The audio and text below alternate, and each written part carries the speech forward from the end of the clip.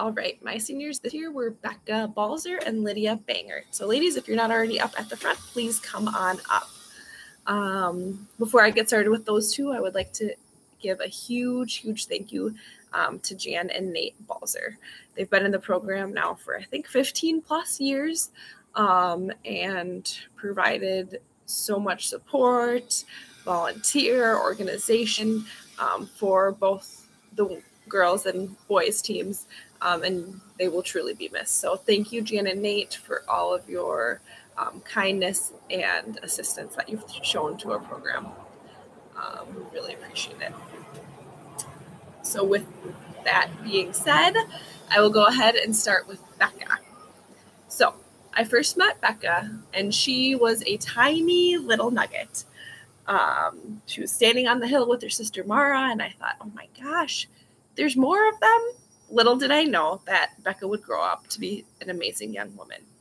Becca is a natural leader, not only in her ability to communicate, but also in the example she provides for our younger athletes. Becca shows up every day with not only a positive, hardworking attitude, but also carrying a kindness and encouraging presence. The genuine kindness and care for those around her will be missed. And although she is so kind, she still never ceases to amaze me with her competitive fire. Becca has had a consistent situation each year at the Wayzata meet. This is the meet right before True Team sections. I always think I have my lineup set, I'm good to go. And then here comes Becca, knowing that the top 3 runners are going to get to run at True Team sections. She asked me, what is it going to take to get the opportunity, right, to represent Mounds View in a meet like that? So I'll pull up the honor roll or kind of explain to her where she's at and where she needs to be. This is usually followed up by some silence and more silence than usual. Sometimes I'm like, I don't know if she's mad at me. I don't know if she's just thinking. Pretty hard to read. And then the race goes off. And Becca goes out and drops seconds, which is a lot for a 300 or 100 hurdler, to defy the odds at some cost, in some cases, to do what she needs to do. I always say that track makes me so emotional, and those races have been the perfect example of why. Becca's fire is evident through watching her race. Becca, your fire inside you pushes you to do great things. In addition to your kindness and empathy, always keep your fire burning. And I know you will do amazing things in college and beyond. Thank you, Becca. All right. Second senior, Lydia.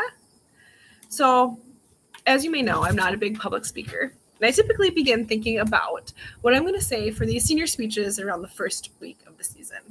Maybe a little earlier, but, you know. Lydia has been one that I've been working and reworking for a while now. Lydia's essence is not easy to put into words. So I was sitting there with a pen and paper, kind of writing a bunch of things down, and one word came to mind: passion. This is what I knew I had to share about Lydia. Lydia has a passion and a drive that simply cannot be stopped. Lydia didn't come out freshman year due to injury. Her sophomore year, she ran mid-distance and ran that with passion, to the point in which she would make herself, or not make herself, but she would throw up after a race because she would push herself that hard. Let's see.